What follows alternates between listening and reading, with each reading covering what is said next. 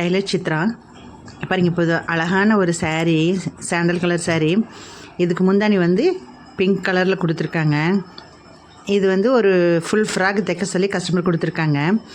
பாருங்கள், இதுக்கு லைனிங் வந்து 4 மீட்டர் எடுத்திருக்கேன். ஒரு கஸ்டமர் ஃபுல் இந்த வீடியோ போட சொல்லியிருக்காங்க, அதனால் நான் போட்டிருக்கேங்க. 1 மீட்ரு வந்து ஃப்ரண்ட்டு மேலே டாப்புக்கு வந்து 1 மீட்ரு எடுத்துட்டேன். பானைக்கு வைக்கிறதுக்குங்க. பாருங்கள், இதோட சுற்றளவு இதெல்லாம் மார்க் பண்ணிக்கணும். அஸ் யூஷுவல் எப்பவும் போல் ப்ளவுஸ்க்கு மார்க் பண்ணுற மாதிரி அளவு கொடுத்துருக்காங்க, அதை வச்சு நம்ம மார்க் பண்ணிக்கலாம். பாருங்கள், இது வந்து இடுப்பு சுற்றளவு. செஸ்ட்டுக்கிட்ட 4 ஃபோல்டு பண்ணிங்க 1 மீட்ரு கிளாத்தை செஸ்ட் அளவு எடுத்து மார்க் பண்ணிக்கணும். தையல் வாசிக்கு ஒரு 1.5 இன்ச்சு வந்து அதுக்கு மார்க் பண்ணியாச்சுங்க. பாருங்கள், இதுக்கு 2 கோடு போட்டாச்சு தையலுக்கு. இந்த வீடியோ வந்து பொறுமையாக பாருங்கள், நீட்டாக நீங்களும் கற்றுக்கலாம்.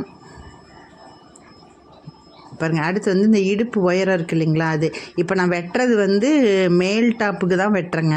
அதனால் கொஞ்சம் கவனமாக பாருங்கள். கீழே பாட்டம் வந்து தனியாக நம்ம அட்டாச் பண்ணுறது தான். பாருங்கள், இது வந்து ஹிப் உயரத்தை வந்து அளந்து அங்கே ஒரு மார்க் பண்ணிக்கணும்.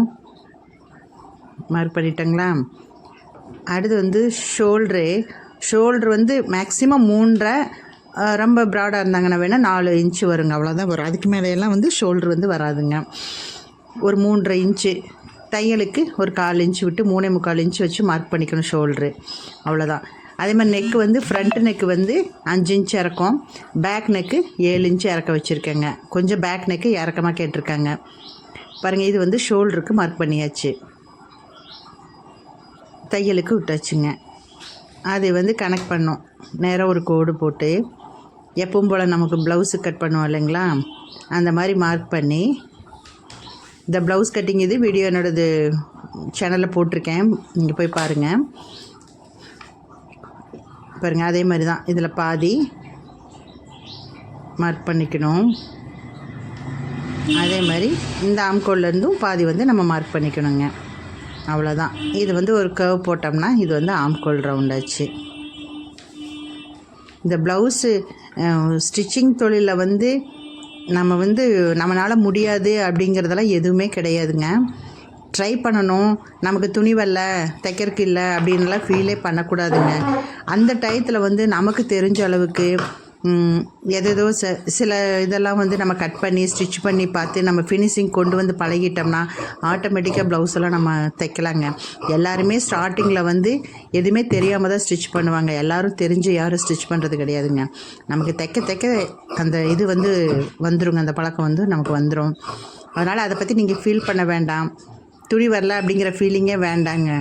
எந்த கிளாத் வந்தாலும் ஒரு கோடடிக்க கொடுத்தாலும் ஃபஸ்ட்டு ஸ்டார்ட் பண்ணுறவங்க அதெல்லாம் வேண்டான்னு மிஸ் பண்ணாமல் தைரியமாக தைங்க. நமக்கு தைக்கும் போது தையல் வந்தால் சரிங்க, அவ்வளோதான். ஸ்டிச்சிங் பழகிறது அதெல்லாம் கஷ்டமான விஷயமெல்லாம் ஒன்றும் கிடையாதுங்க. பாருங்கள், அவ்வளோதான். நான் டயத்தை வேஸ்ட் பண்ணுறது இல்லைங்க. வீட்டு வேலையை முடிச்சுட்டு நெக்ஸ்ட்டு வந்து மிஷினில் உட்கார்றதுக்கு தான் பார்ப்பேன் நான். ஏன்னா நமக்கு வந்து இது வந்து என்ன சொல்கிறது, காட் கிஃப்ட்டுன்னு தான் நம்ம சொல்லணும். நமக்கு லேடிஸ்க்கு வந்து இந்த டைலரிங் தொழில் வந்து காட் கிஃப்ட்டு தான். அதை நம்ம வந்து யூட்டிலைஸ் பண்ணிக்கணும், அவ்வளோதான். நெக்ஸ்ட்டு பாருங்கள், கையை மார்க் பண்ணுறேன். இப்போ இந்த கை வந்து ஃபுல் லென்த்து கொஞ்சம் ஒரு 3/4 வைக்க சொல்லியிருக்காங்க. அந்த 3/4 பாருங்கள், துணியை வந்து கீழே இறக்கிட்டேன் பாருங்கள். கை கீழே இறக்கிட்டோம்னா நம்ம அந்த மார்க் பண்ணுறதுலேருந்தால் நமக்கு சுற்றளவு கணக்கு வருங்க. அதை மாதிரி நம்ம பண்ணி மார்க் பண்ணிக்கலாம். இதில் வந்து சின்ன ஃப்ளீட் வைக்க சொல்லியிருக்காங்க, சின்ன பஃப் வைக்கிற மாதிரி வைக்க சொல்லியிருக்காங்க. அதுக்கு வந்து 3 இன்ச்சு, அதாவது கை உயரத்துலேருந்து 3 இன்ச்சு வந்து பாருங்கள், இது வந்து கை உயரம், அதுலேருந்து ஒரு 3 இன்ச்சு வந்து நம்ம அந்த பஃப் ஸ்லீவுக்காக வந்து விடணும். பாருங்கள், நல்லா பாருங்கள். இது வந்து ஆம்கோல் கீழே கை அடி அகலம் நீளம். இப்போ இது 2ஐயும் வந்து ஜாயின் பண்ணி பாருங்கள், இந்த மாதிரி கோடு போட்டுக்கணும்.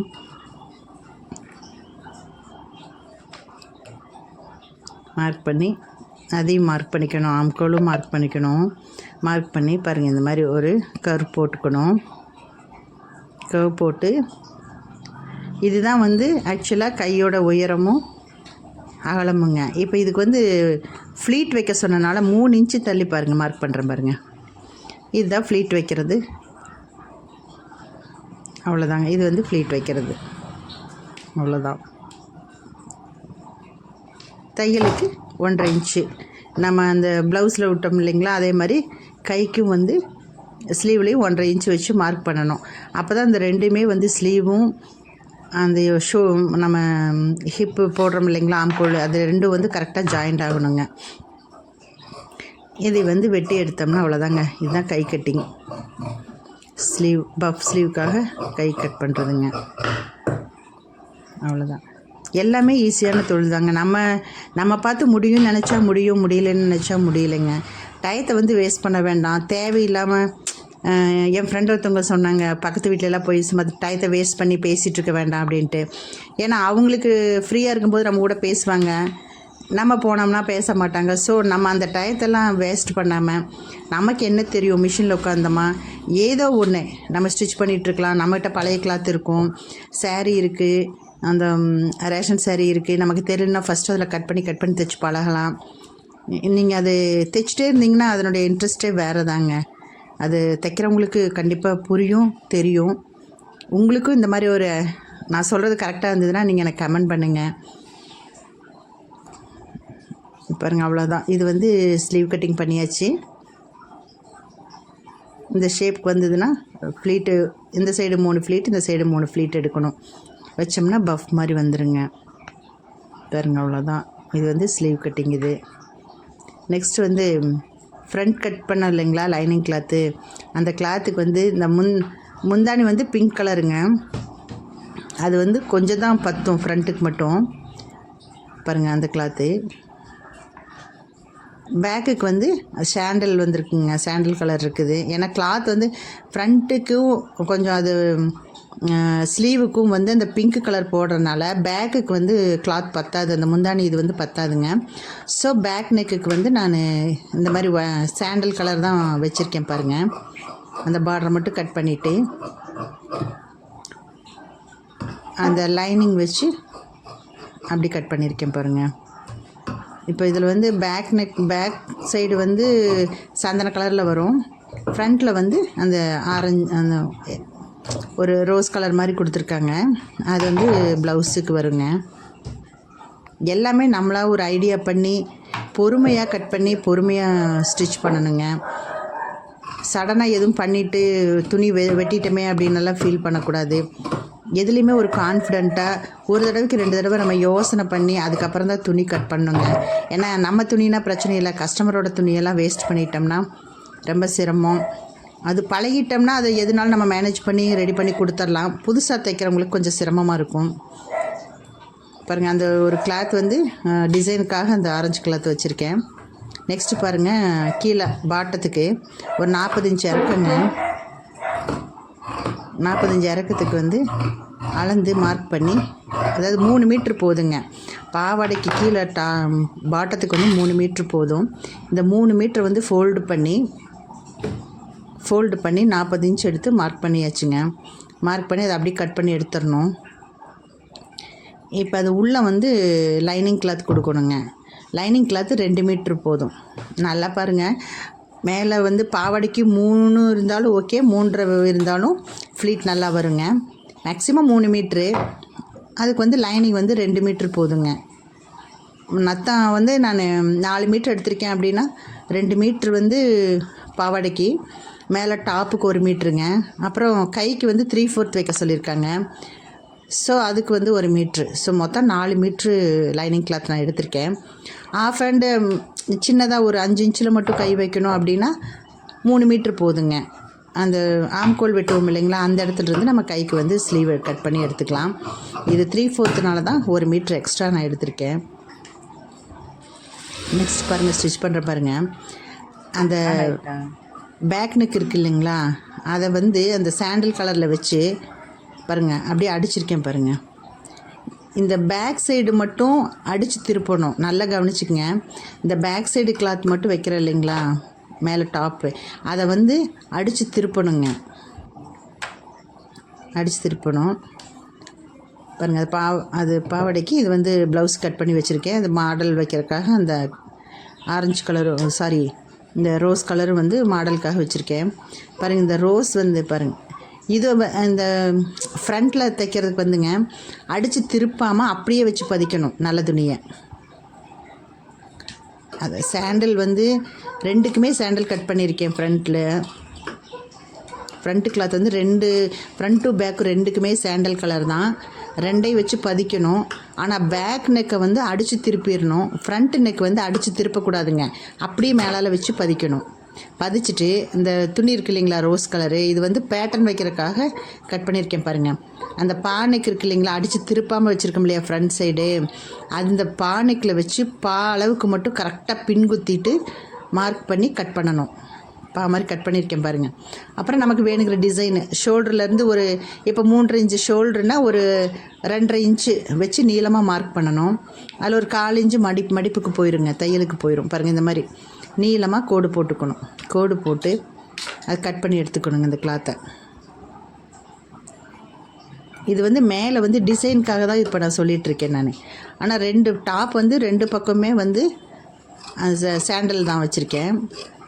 ஃப்ரண்ட்டில் வந்து நீங்கள் அடித்து திருப்பக்கூடாது, அப்போ தான் பேட்டர்ன் வைக்க முடியும். பாருங்கள், இந்த மாதிரி வந்து ஒரு கிளாத் வந்து கட் பண்ணி எடுத்தாச்சு. இதுதான் பேட்டர்ன் கிளாத்துங்க. இது என்ன பண்ணுறீங்க, அந்த ஃப்ரண்ட்டில் அப்படியே வச்சு அந்த கழுத்துக்கிட்டேயே அப்படியே வச்சுங்க.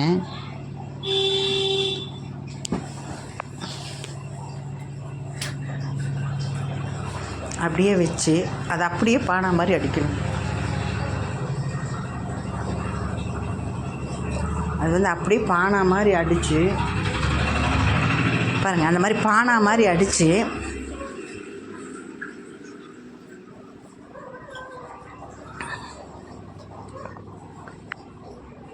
இந்த கிளாத்தையும் வச்சு இந்த கிளாத்தை வந்து லைனிங் கிளாத் மேலே வைக்கணுங்க. பின்னாடி திருப்பி இந்த டிசைனை வந்து நம்ம வைக்கணும். ஃப்ரண்ட் நெக்கில் வந்து பின்னாடி பக்கம் வச்சு பதிச்சிருக்கோம் இல்லைங்களா, அதில் வந்து லைனிங் கிளாத்தை திருப்பி போட்டு லைனிங் கிளாத்து மேலே வந்து இந்த நல்ல கிளாத்தை வந்து நம்ம வைக்கணும். அதாவது நல்ல பக்கமும் லைனிங் கிளாத்தும் ஒன்று மேலே ஒன்று இருக்கணுங்க. லைனிங் கிளாத்து மேலே நல்ல பக்கம் வந்து பதியணும், அந்த மாதிரி பதியணுங்க. பதிச்சுட்டு கரெக்டாக இழுத்து இந்த மாதிரி வந்து நம்ம அப்படியே ஸ்டிச் பண்ணணும். அவ்வளோதான். ஸ்டிச் பண்ணிவிட்டு அதை அட்கட் பண்ணி அப்படியே திருப்பணுங்க. திருப்பி இறக்குனிங்கன்னா பாருங்கள், இந்த மாதிரி ஷேப்பில் வந்து நமக்கு கிடைக்கும். இந்த மாதிரி கிடைக்கும். இப்போ என்ன பண்ணும், இந்த சைடும் நேராக வச்சு பின் பண்ணி ஸ்டிச் பண்ணிக்கணுங்க. இப்போ இந்த ஷேப் வந்துருச்சுங்களா, அவ்வளோதாங்க. இப்போ என்ன பண்ணும், சைடு பூரா பிசுறுகளை பூரா வந்து நம்ம கட் பண்ணி நீட்டாக எடுத்துக்கணும். இந்த பிசுறுகு பூரா ஃபுல்லாக வந்து கட் பண்ணி பாருங்கள், இந்த மாதிரி நீட்டாக கட் பண்ணி எடுத்துக்கணும். இந்த வீடியோ நான் போடுற வீடியோ உங்களுக்கு பிடிச்சதுன்னா சப்ஸ்கிரைப் பண்ணுங்கள், ஷேர் பண்ணுங்கள், லைக் பண்ணுங்கள், கமெண்ட் பண்ணுங்கள். ஸோ இன்னும் நிறைய வீடியோஸ் நான் போடுறேன். எனக்கு தெரிஞ்ச அளவுக்கு நான் வந்து டெய்லி ஒவ்வொரு வீடியோ போடுறேங்க.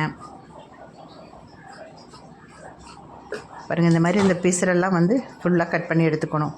இப்போ இது வந்து ஃப்ரண்ட் நெக் வந்து ரெடி ஆயிடுச்சு நமக்கு. பாருங்கள், இந்த கார்னர் இருக்கு இல்லைங்களா, அது வந்து நம்ம தையல் போட்டிருக்கோம். அந்த தையல் தெரியாமல் இருக்கிறதுக்காக அந்த ப்ளவுஸில் கட் பண்ணோம் இல்லைங்களா, அந்த பார்டரு சாண்டலில், அந்த சாண்டல் கலர் மடித்து ஒரு பைப்பிங் மாதிரி பண்ணி அது மேலே வச்சு ஸ்டிச் பண்ணிட்டோம்னா நமக்கு அந்த தையலும் தெரியாது, பிசுறும் தெரியாதுங்க. ஒரு பைப்பிங் மாதிரி நமக்கு 1 இன்ச்சோ 2 இன்ச்சோ எவ்வளோ அகலம் வேணுமோ அந்த மாதிரி வச்சு மேலே வச்சு ஸ்டிச் பண்ணிக்கணுங்க. பண்ணிட்டோம்னா இந்த ஃபினிஷிங் பாருங்கள் எப்படி இருக்குன்னு பாருங்கள். அப்படி அடித்து அந்த மாதிரி திருப்பி அடிச்சுக்கணுங்க. இப்போ வந்து ஃப்ரண்ட்டில் வந்து பார்க்குறக்கு இந்த பேட்டர்ன் வந்து அழகாக இருக்குது பாருங்கள். இதே மாதிரி 2 பக்கமே அடிச்சுக்கணும்.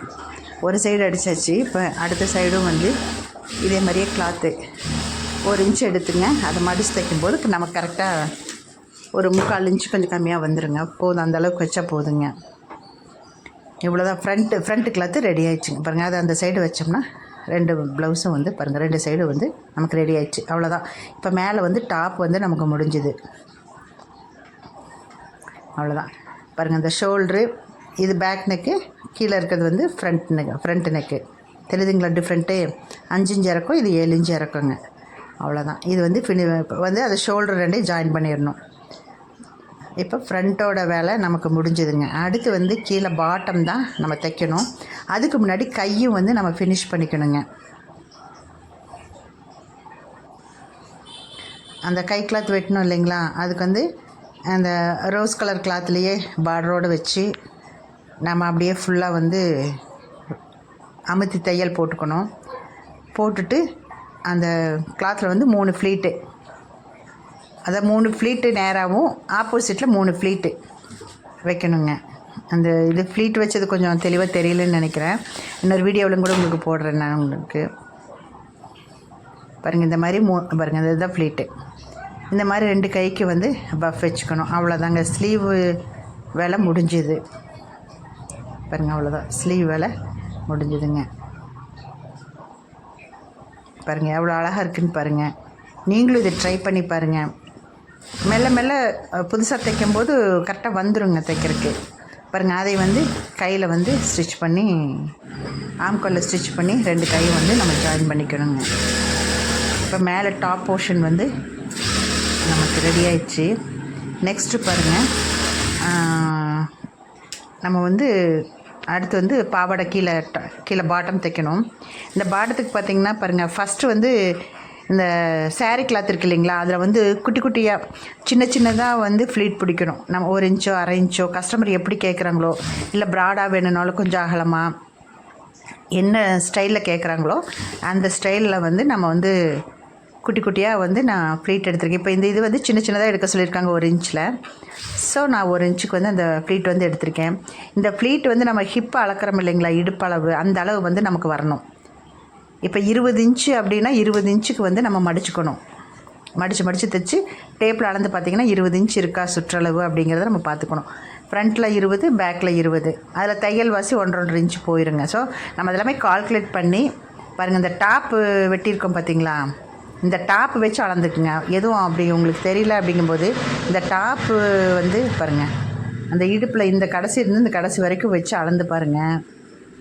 அளந்து பார்த்து அது கரெக்டாக ஈவனாக வருதான்னு பாருங்கள். வரலைன்னா கொஞ்சம் பிரித்து விட்டு நான் கொஞ்சம் நெருக்கமாக அடிச்சிட்டிங்கன்னா ஈவன் ஆகிக்கும் உங்களுக்கு.